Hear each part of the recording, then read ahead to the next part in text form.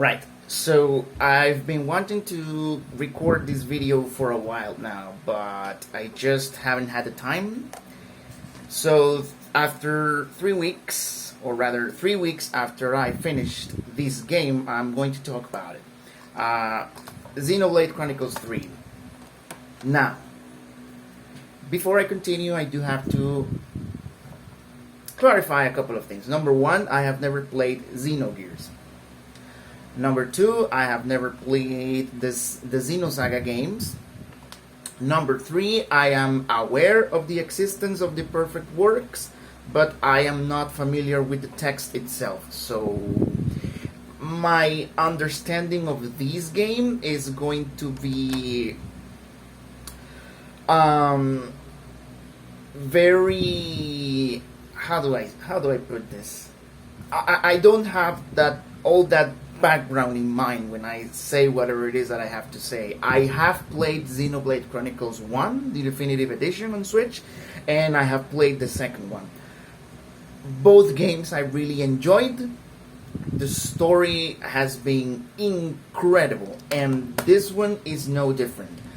The story in this game is just fantastic, and it did some things that I really find fascinating from a character's perspective and from a world building perspective. Now that I have put out there the first controversial part, that I am not familiar with the other Xeno games, I do know, or I am aware of the philosophical and psychological influences behind these works. So I understand that they are a lot into Jungian psychology and a lot into Nietzschean philosophy, etc. So I understand that. I am aware of the behind the scenes a little bit, and I understand where, and I know the history behind the creation of Xenogears, the Takahashi and Soryosaga, where they were designing. They created like a plan, or that they pitched to Square at the time for Final Fantasy VII. I am aware of all that. I just never played the games, and I could emulate. I know that that's an option, but I don't know. I just don't want to. And hopefully someday they will do a remaster of the Xenosaga games, because I'm really interested in those ones, but whatever. Now, my second controversial opinion about these games, plural, meaning the first one, the second one, and this one, I haven't played Xenoblade Chronicles X either, so, is that I love the story. I absolutely love the story that they're telling. I love the characters, I love the plot, I love the lore behind it, I love the themes, I love the subtext. I love the story. I don't care for the gameplay. Specifically, I don't care for the combat. I don't know. It just hasn't clicked. It's weird because I have spent hours playing these games, like the first one, the second one, the third one. I have spent hours and hours playing them, and I never get bored, and I don't hate my time with them.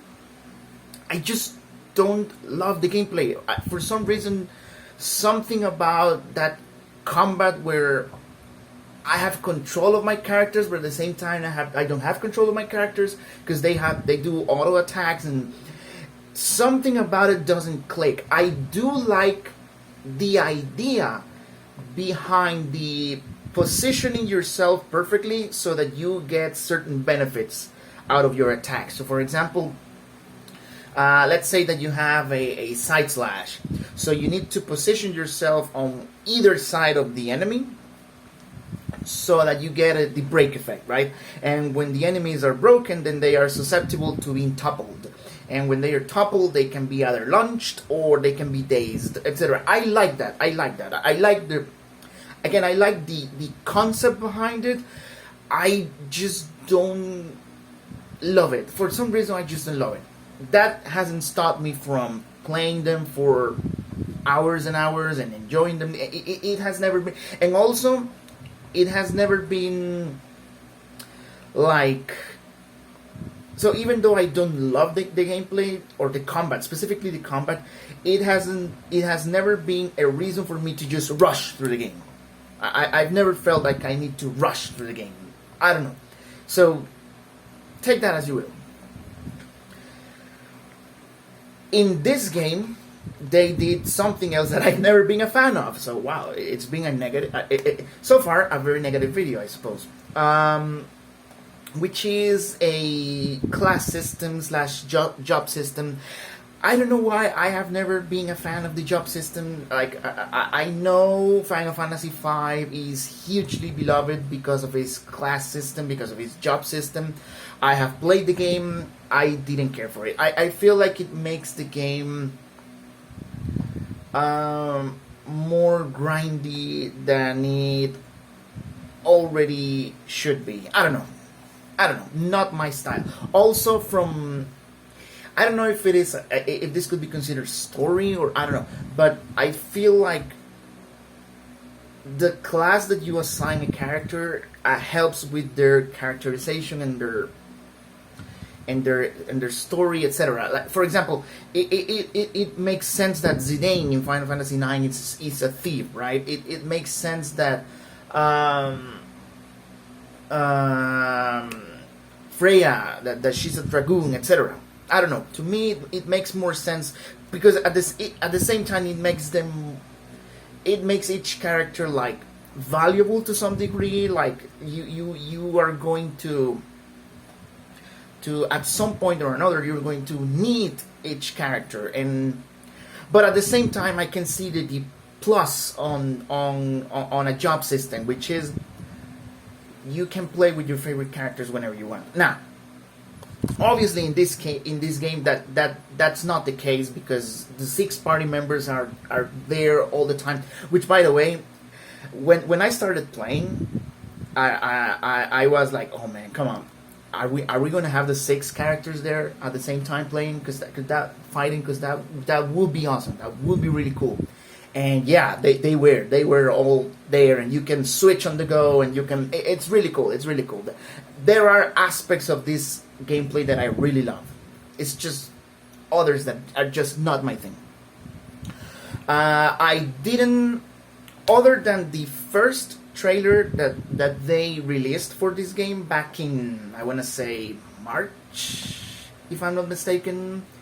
March, April, February, not sure when exactly it was, but other than that trailer, I didn't see anything else because I saw it and I was like, yes, I'm going to play this game. I'm gonna get this game. I don't need to see anything else. So I had a very blind experience. I tried to avoid gameplay videos, other story trailers, etc. Right? Because I wanted to have as blind as an experience as possible, and I did, and I was hugely satisfied with my experience with this game because, first of all, the world is beautiful, as it has previously been both in the first and the second game. I love the little references here and there, like you can recognize some areas from the first and the second game. But I also like that they're not too on the nose, and they're not like a lot. Like, the game has enough originality on its own in its areas and its different locales that it can stand of its own, other than nostalgia. You know what I mean? So that was good. I thought that was great, and the little Easter eggs were awesome. Like that was awesome. I liked I was going to complain. I had a huge rant prepared about the fast travel mechanic in this game. But as it turns out, I'm an idiot. So here's the thing. You have some shortcuts that you can access, and what I was accessing was only the fast travel that you get within a specific area. So, for example, let's say that you're in the Pentelos region, right? So you have two types of fast travel. You can go to the map and select the different larger areas. So you can choose the Pentelas, the Feronis area, the Origin area, the Arid Sea area, etc. Right? You can choose those, and then you can choose specific fast travel locations within those bigger areas. And then there's the fast travel in which you can only choose locations from the area that you're currently in, right? So my stupid self finished the game. And when I say finished the game, I mean the whole story and lots of side quests without ever accessing the map feature in the menu. And I had a very frustrating time doing side quests and going from one place to another when the city was attacked by the Mobius and the Mobius, and they went to another place when the city, when they turned the city into a ship and they relocated and they became accessible through the arid sea in a specific island that doesn't have a shortcut. So I had to manually go there and board the ship and skip through a cutscene and get there and then do it all over again in reverse because now I have to go to the place for the side quest and then return. Yeah, that's on me. That's on me. After I finished the game, after I finished the main story, when you go, when you load your save file again, and I was stuck on Origin, and I was like, how the fuck do I get out of here? That's when I started to explore the menu and I discovered the map, and I was like, okay, you're an idiot. It's on you. It's on you. You're the idiot. The game has it's not the game's fault that you're an idiot. Basically, so that was my experience. Whatever. Moving on. So the fast travel is great. I'm an idiot. I honestly don't have anything else to add to the gameplay because it's fun. Not my thing, but it's fun. I do want to talk about the story. Damn, the story in this game is good. The story in this game is great. It's very emotional. It's very focused. It's fantastic. The characters are awesome. The characters are so great. The first aspect that really caught my attention about this story, which led later on to one of the best, I don't know, at least in my opinion, one of the most creative, ingenious world building points that I have ever seen. At least that I've never seen it done other piece of media, whether it is a movie or a show, an anime, whatever. To me, it was great. So you start the game, you do the first mission, the first fight, the tutorial fight with Noah in the battlefield, and so you do your first sending, and then they have to walk to the base, and they go to the baths. So they are first thing that caught my attention, and if you're an anime fan, and if you are aware and you are familiar with anime tropes, and if you have watched slice of life anime like I have, then you know what I mean. The first thing that caught my attention was that they were all taking a bath together. Lance, Noah, and Uni, they were taking a bath together. Okay, it caught my attention, but that's it. I was like, oh, okay. It's okay. Then Uni stands up. Now, here's when again, if you're familiar with anime tropes, you know what's coming, right? Your typical hentai pervert, why are you looking at me? So I was expecting it, I was waiting for it, but it never came. It didn't happen. Lance stood up as well, and they had a conversation, they continued their argument, but they never pointed out, they never addressed the fact that they were naked. in a bathroom, publicly, together. Okay, that caught my attention, and honestly, I just in my head I was like, okay, this is great. This shows how close these characters are, that they have had a lifetime together, that for them they are so comfortable with each other that they can be nude in front of one another, and it doesn't constitute anything else. That's what I thought at the time. And I had already thought, okay, this is great. This is great. It really builds a dynamic, right? All right, great. Doesn't matter. Flash forward 60 hours into the game, I don't know, something like that. When you get to the city, when you finally get to the city, you already have your full party. And the scene... Well, no. Let's not get there yet. The first thing that caught my attention was that when they met Monica, and she said, I am Van Damme's daughter. I'm Guernica Van Damme's daughter.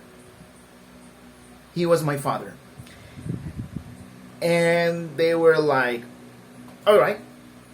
They seemed confused, but that's it, right? I thought like, okay, maybe they're surprised. Then later, when you are walking with them towards the city, I don't remember exactly who it is, but someone in the party asks, hey, Monica, you referred to Van Damme as your father. What is that? And I was like, oh. And then it dawned on me. These characters, because of their background, because of the fact that they are basically mannequins that were designed for war with a lifespan of 10 years. Well, 10 cycles. We don't know what a cycle means, right? Or rather, we don't know, or maybe they did specify and I just didn't pay attention, but I don't know exactly how much time is a cycle. I'm assuming that a cycle is a year, 365 days. So at least that's what I think, right? 10 years. If you survive, then you're just absorbed. Maybe you're turned into a Mobius. Maybe you're just reset. If you die, then well, you're just reborn. Your memory's wiped. You start again, all over. But they had no concept of family. They had no concept of reproduction. They had no concept of relative relationships. They didn't have those concepts. They didn't have the concept of a father, son, daughter, mother, cousin, those things. And it dawned on me. That's when it dawned on me, and I was totally taken back to the first scene when they were taking a bath together. They had no reaction because they don't have. It's like they are asexual. And I was like, oh my god, this is great. This is awesome. That a concept that is so normal for us, us the players, family, father, mother, daughter, son, that these characters have no idea. Like, they didn't even know the word. Like, they didn't even... That's one thing. It's one thing where you are not familiar with the concept in practice, but that you have the theory. It's another when you don't even know what that is. Like, they were perplexed by the fact that someone else was addressing another person as father or daughter, or they are family. What is family? And that was great. And then one of the greatest scenes, emotional scenes I have seen in a video game in a long time, the birth of a baby. They had no idea what a baby looked like, and they were there and they were just flabbergasted, perplexed, confused, amazed. I don't even have the words to describe their reactions, because and that's another thing, they didn't know how to react. They had no idea how to react to the fact that they were seeing new life, the fact that they were learning how life is produced. That was great. That was incredible. And just Yunie's and Mio's reactions when they touched the baby, and they felt that immediate connection, and it was great. It was great. All of this brings me to another aspect from the story that I really loved about this game, and it's, I don't want to call it romance because it's never cheesy or romantic, at least not overly explicitly romantic, but the loving relationships between the party, especially between Noah and Mio.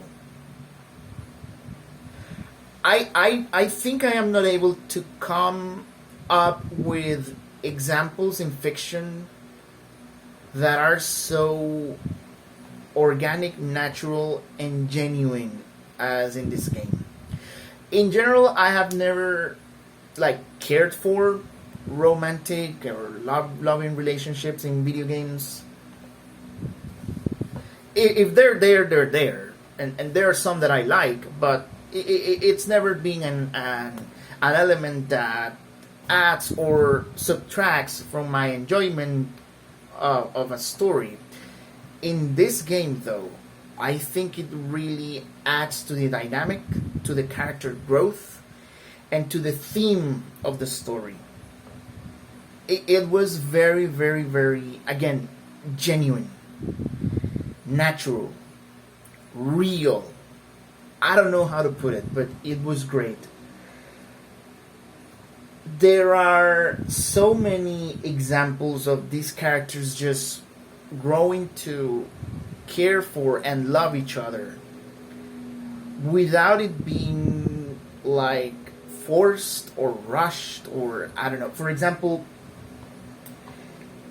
there is after you walk through a desolated battlefield, right, or the remnants of what used to be a battlefield, where Yunie realizes that she was there in a past life, in a past iteration of her existence.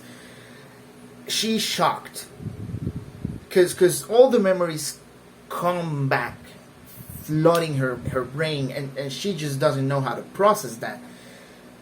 But instead of talking about it, she just bottles everything up. And she continues, right? She just continues. Some notice, some of the characters, some of her friends notice that there's something going on, but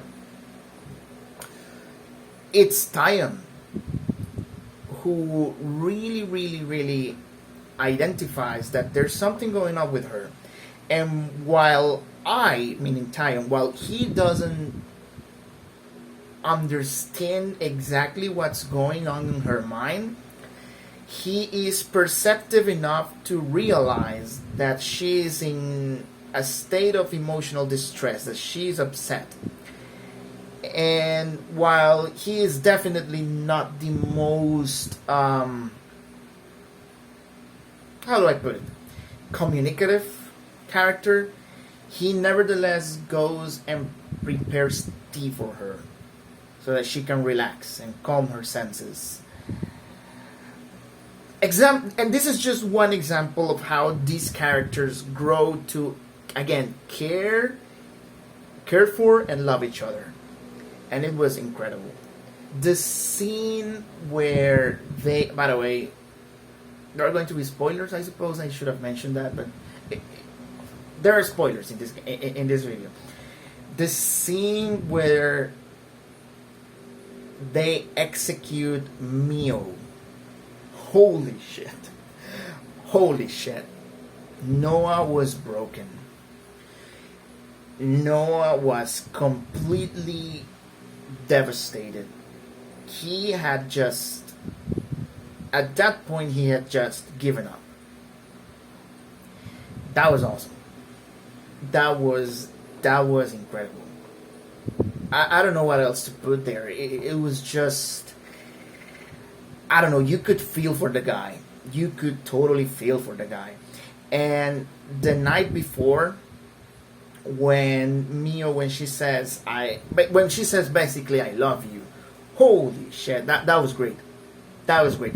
Obviously, later we find out that this Mio is not our Mio, is Mavia's Mio, right? It's M, Council M, and she was talking not to our Noah but to her Noah, to Council N, right? Still, really, really good. Really good stuff in this game. Really good stuff. The story is just Mavius. I thought that the Mavius were really interesting. The council, Mobius. I played on Japanese, right? I played the game on Japanese, and so they say Mavius, but I know that probably in English is Mobius. But they were really interesting because even the Mobius or Mavius, whatever. I'm going to continue saying Mavius. Even the Mavius emphasize one of the major themes of this work, which is, in my opinion, the theme for this story is life. Life and everything in between. Everything, connections, relationships, hardships, emotional moments, depressing moments, life, and how precious life truly is. We are in a world that in which its inhabitants are basically the disposable toys of a higher entity. A world where life is just it's just wasted. Life is just a toy. Life is just it's expendable. At some point it's not even life. Because it's like we are the masters and our puppets are there doing our bidding, extending our existence. They don't matter, we matter. And even with that hardship, we see in the different colonies, in the different peoples that you find, this just strive for living, for finding meaning, purpose. You see all these different stories, all these different examples of just people living, enjoying life, or going through life, or fighting through life in a literal and metaphorical way. The theme of this game is life. It's basically that. And all the different shades of color that exist in life, in the palette of life, you could say. And the Mobius represent this idea as well, because all the councils, they are different. Some chose to become, it is highly implied that some of these guys, some of these people chose out of their own volition to become Mobius. And a good example is N. Now, obviously, he was, how do I put this? He was beat into it. Like, his life, all the hardships that he went through, basically resulted in him finally making that decision, right? So it was more of a coping mechanism than an actual decision, right? It was a way out. For Noah, for N, becoming Mobius was a way out of this cycle of sadness, this cycle of war, this cycle of hardship, this cycle of just bullshit. For others, it was a choice. It was, I'm excited for this. By the way, I don't remember all the letters, or rather, I know that each council is named after one letter of the alphabet. I just don't remember exactly who is which. I know that J is Joran. I know that N is Noah, M is Mio, but and obviously there's Z or Zetto, as they say in Japanese. But other than that, I don't remember exactly all the others, right? But there is this one who, when he was alive, he is even a legend amongst the living because he was so ruthless in battle, in combat. He thrived in combat. He loved bloodshed, and he reveled in destroying and killing his enemies. He strived for battle. He wanted combat to the point where he started to look for combat amongst his allies, and he started assassinating everyone around him, and he would keep the heads of his victims as trophies. So he became Mobius because he wanted to continue on this eternal cycle of violence. So for him, it was a no-brainer to become immortal and perpetuate war because I can strive in this war and continue. It was great. It was great. There's also Council T or Trident. He is someone who I can say was turned into Mobius. But he clearly never adhered to the principles of the Mobius. He cared for his colony. He cared for the members of his colony, not just for his colony, because other council members, they care for their colonies in the sense that they care for the cycle continuing, right? They care for this colony waging war so that we can continue getting life, etc., right? And we can continue. So they care for their colonies, but there's this guy who cares for the people in his colony, and he has excursions and treasure hunts with them, and he lives with them, and he enjoys being in their company. He even joins our party. He joins our party because he doesn't care about Mobius. He doesn't care. All he cares about is he was a pirate. All I care about is sailing, adventure, living. Who knows? Maybe he chose to become Mobius out of a desire to continue the adventure of his life, but it is highly implied that he never cared about the cycle of war, about the cycle of violence that the other Mobius have. But here's another interesting tidbit about Mobius. And this is in their music, which, by the way, the music in this game is great. The music in this game is fucking awesome.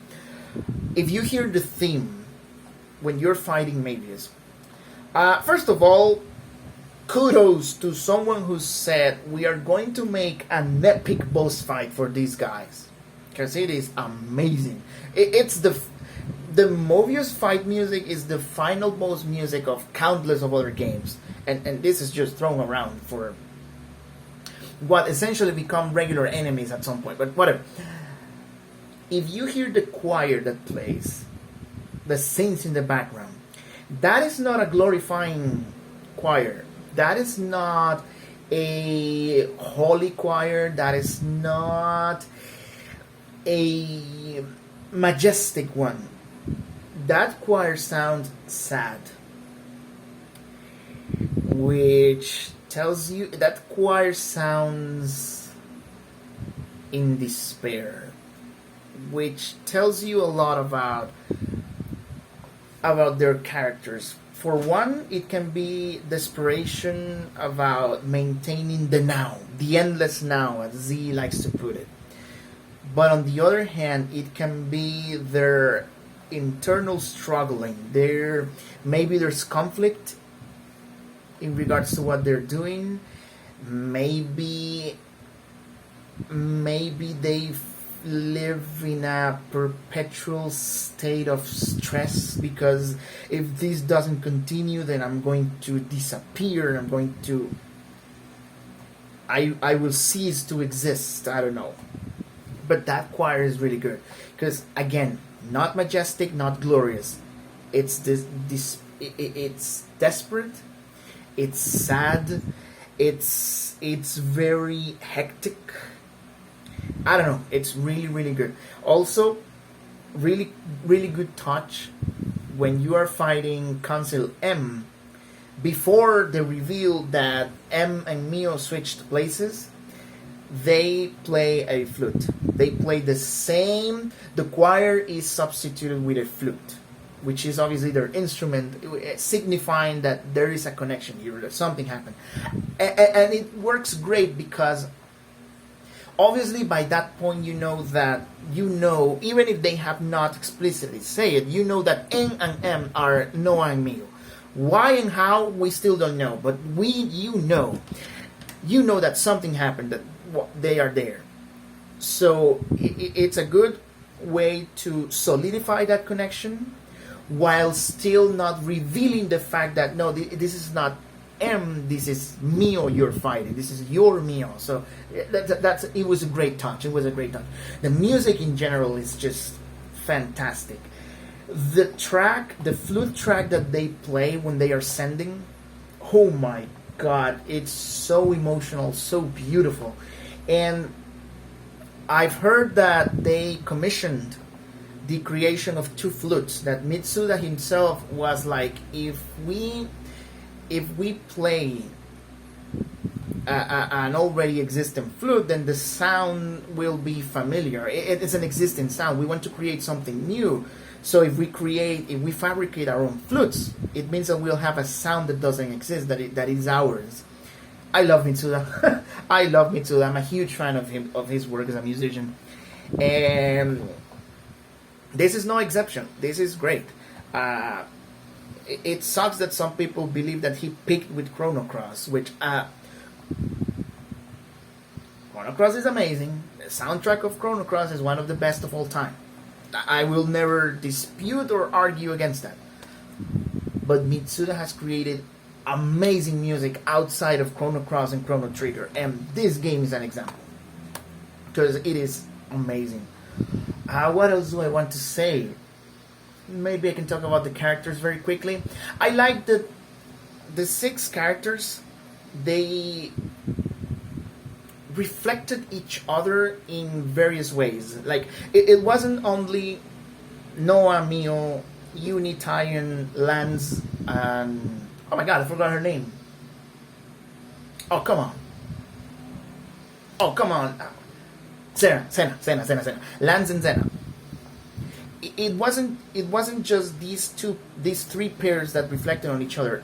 Some other combinations also had this effect, right? For example, I like that Noah's pragmatism was reflected in Tyon's pragmatism. Whereas Tyon was a very pessimist, Noah was a very optimist. So they were both pragmatic, but one was a pessimist, the other one was an optimist. While Xena was very enthusiastic and outgoing, and Uni was as well, Uni was more genuine. Senna's was a mask. For her, it was a cover for her underlying sense of... She always felt like she was a failure. She constantly feels that she's not good enough, so her outgoing, bubbly personality is just a facade to hide that. Whereas Uni, she is actually like that. She's actually very outgoing, and she always has a comeback. By the way, Uni is best. Uni is the best. She's just great. Those are just some examples of how these characters reflecting on each other and bounced on each other, and it was amazing. It was really, really good. In regards to Noah's pragmatism and his optimism, Noah is an interesting character because he is very optimistic to a fault. What I mean is that he is so optimistic that he never considers that they're gonna lose or that something's gonna go bad. This adds to his breakdown, to his psychological breakdown with the whole imprisonment and Mio's execution, because his mentality was challenged at that point. We lost. Something that he had never considered. But also, because of this eternal optimism, Noah could be a little uncaring for his friends, for his party. One good example of this is that, well, obviously Mio was on her last cycle, right? Mio is the oldest one. She had like 3 months left, and obviously this is something that is constantly in the back of her mind, right? She's always thinking, well, and not explicitly, but the game subtly tells you that this is something that she cannot avoid to think about, that she has her days counted. Like, obviously everyone has their days counted, but in her case, her deadline is closer than the others, right? So this is something that constantly worries her, and now it's just, oh, we're going to do this, oh, we have to do this now, oh, we're going to here, oh, we will do this, and we'll do that. Because in his mind, they are going to succeed, and that's it. In his mind, there is no scenario, there is no way they are going to lose. Everything is just going to happen how we want it. And it can be a little insulting or a little uncaring for the other situation, right? Because it's not... It's good to be optimistic, but I think it's also healthy to at least consider, hey, we could lose. Hey, something could happen. Not on his case. He's always, yeah, we'll win. Yeah, we'll win. Again, this adds to what happens later, and it makes it so much better because his breakdown it's deep. Because it's not just I'm losing the love of my life or what I consider to be the love of my life. It's also that my whole worldview is being challenged right now. Everything that I worked for, all my optimism, led me here to the losing scenario. Very good. Very, very good. What else can I say about this game, about the story? I think my last 2 points are going to be, or my last points are going to be this. It's really interesting that this game is focused on the present, right? The endless now. Again, like Z likes to put it, the endless now. We need to maintain the now. We need to continue our present. We need to maintain the status quo of the world. We don't want to move on. The present, the now. That's the other theme of this work. Aside from life, this is one that is a little bit more explicit. The present. It's funny because when you think back when you think about Xenoblade 1, Chronicles 1, that game focuses on the future. It's on gameplay where you can have those visions of the future that you can use to your advantage in combat or to avoid damage, etc. But we're also constantly thinking about ahead. We have to think ahead. That's the future, right? Even the extra chapter is called Future Connected, right? So Xenoblade Chronicles 1 had an emphasis on the future. Then there's Xenoblade Chronicles 2, where the emphasis is the past. The Aegis Sword, everything that happened in Torna, the awakening of the swords and the devastation, the past having an influence on the now. Xenoblade Chronicles 2, finding the memories of Pyra, finding about Mithra, what happened before, etc. Xenoblade Chronicles 2 is focused on the past, and how the past comes and has an influence on the now. And now this game comes and focuses on the present. I thought that was a nice touch. I thought that was a really nice touch. Obviously, there's going to be an extra chapter for this game. I hope it's not a prequel. I really hope, and this is wishful thinking, but I hope we get something where we see Rex again and Shulk. I don't know. Yeah, I think that's... Oh, by the way, something else that I forgot to mention. As I said, I didn't watch any trailers. I didn't watch anything. I just watched... other than the initial trailer, I didn't watch anything else. So it was really cool to see Nia and Melia again, because I thought about it when they appeared in the trailer. I was like, are those Melia and Nia? But that's it, right? I didn't think too much of it. So when they finally name dropped Melia, when they said the Queen Melia Antigua, I was like, oh shit, she's here, and I felt this rush of excitement. I was like, okay, this is cool, this is great, and finding them out and finding how their stories ended up after the events of the first and the second game, it was great. Also, I think it is implied that Mio is either Nia's daughter or at least a descendant. That's cool. That's cool. That's cool. Yeah, I think that's all I have to say about this game. Really, that's all I need to. I know there are many other aspects to discuss, but these are the main points that I wanted to talk about. Really good game, really good story, amazing music, amazing characters. Also, I would like to end this video by commending the biggest chat in the history of chats, Rex. My boy truly loved everyone.